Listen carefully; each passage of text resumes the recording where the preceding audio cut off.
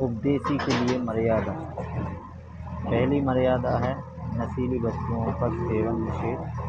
हुक्का, शराब, बियर, तंबाकू, बीड़ी, सिगरेट, उल्लास, सूंघना, गुटखा, मांस, अंडा, सुल्फा, अफीम, गांजा और अन्य नशीली चीज़ों का सेवन तो दूर रहा, किसी को नशीली वस्तु लाकर भी नहीं देनी।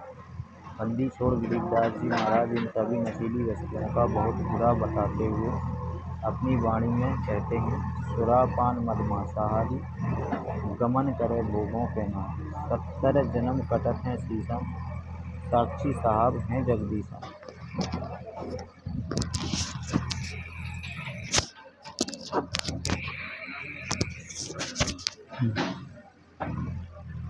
पर द्वारा स्त्री का खोले, 70 जन्म अंधा हो डोले।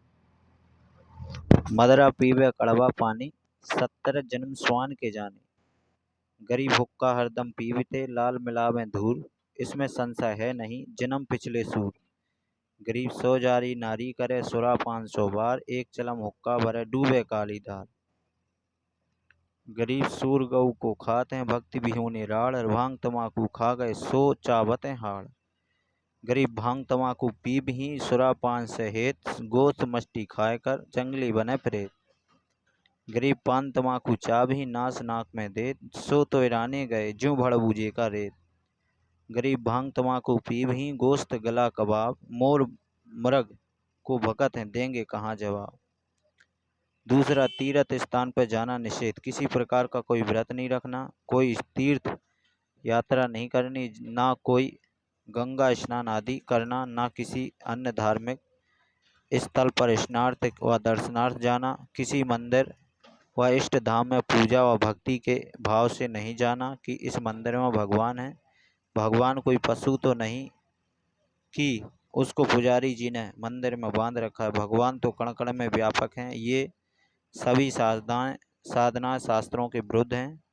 जरा विचार करके देखें कि ये सभी तीर्थ स्थल जैसे जगन्नाथ का मंदिर, बद्रीनाथ, हरिद्वार, मक्का, मदीना, अमरनाथ, वैष्णो देवी, वृंदावन, मथुरा, बरसाना, अयोध्या, राम मंदिर, काशी धाम, चुड़ानी धाम आदि सभी मंदिर मस्जिद, गुरुद्वारा, चर्च व इष्ट राम धाम आदि ऐसे स्थल हैं जहाँ पर कोई संत रहते थे।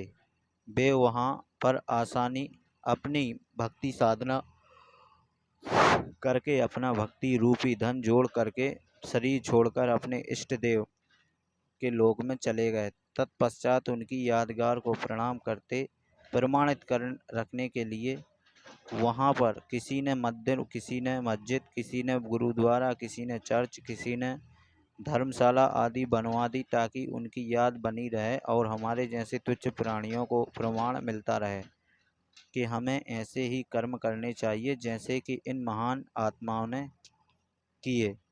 ये सभी धार्मिक स्थल हम सभी को यही संदेश देते हैं कि जैसे भक्ति साधना इन नामी संतों ने की है ऐसी ही आप करो।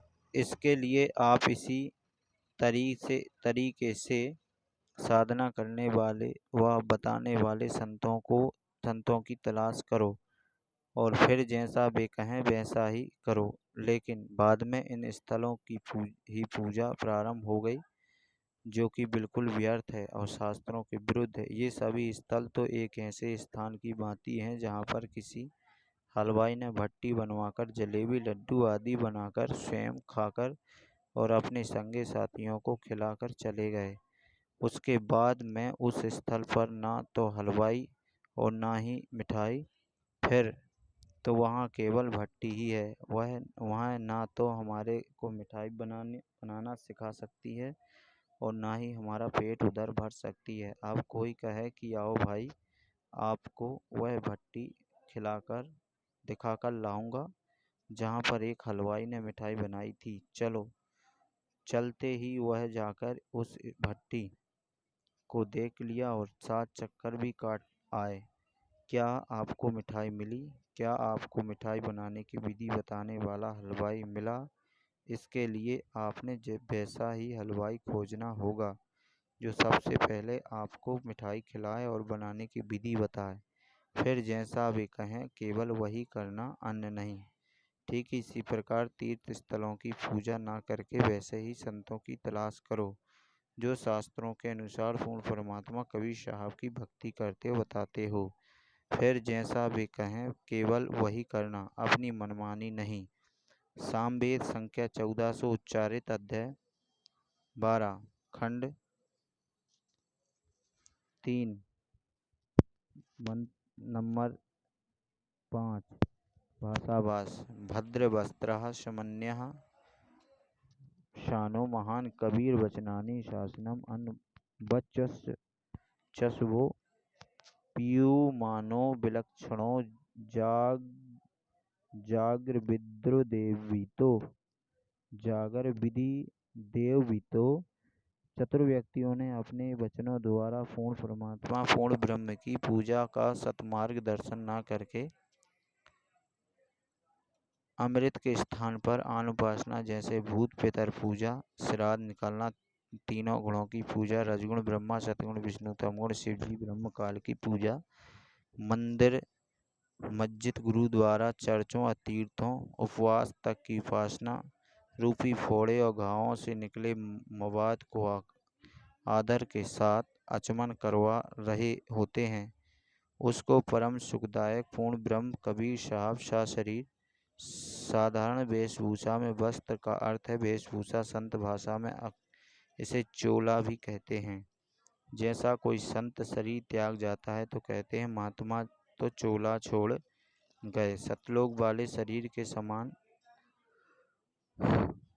दूसरा तेज पुण्य का शरीर धारण करके आम व्यक्ति की तरह जीवन जीकर कुछ दिन संसार में रहकर अपनी शब्द साखियों के माध्यम से सत्य ज्ञान को वर्णन करके पूर्ण परमात्मा के छुपे हुए वास्तविक सत्य ज्ञान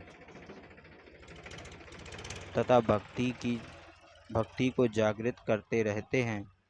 गीता 10:16 श्लोक 23 या शास्त्र विधम उत्सय वर्तते काम करता न सह सिद्धम आपनोति न शुद्धम न परमाम गतम।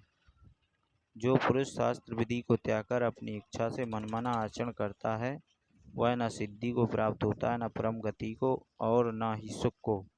गीता 6 के श्लोक 16 में न अति आश्रयन्तः तु योग अस्ति न च एकांतम न अन आश्रयन्तः न च अति स्वप्नशीलस्य जागृतः न चायु। अर्जुन, हे अर्जुन, यह योग अर्थात भक्ति ना तो बहुत खाने वाले का और ना बिल्कुल ना खाने वाले का, एकांत स्थान पर आसन लगाकर साधना करने वाले का तथा ना बहुत सहन करने वाले के स्वभाव वाले का और ना सदा जागने वाले का ही सिद्ध होता है।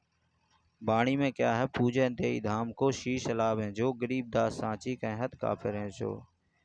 कबीर गंगा काट घर करें पीवे निर्मल नीर, मुक्ति नहीं हरि नाम बिन। सतगुरु कहें कबीर, कभी तीरथ कर कर जग मुआ उड़े पानी ना, राम ही राम ना भजा काल घसीटे जाए।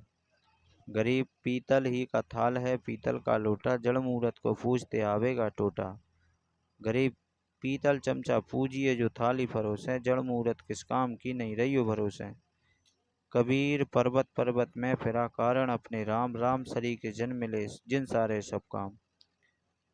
अब आता है तीसरा, देवी देवता तथा पितर पूजा निषेध।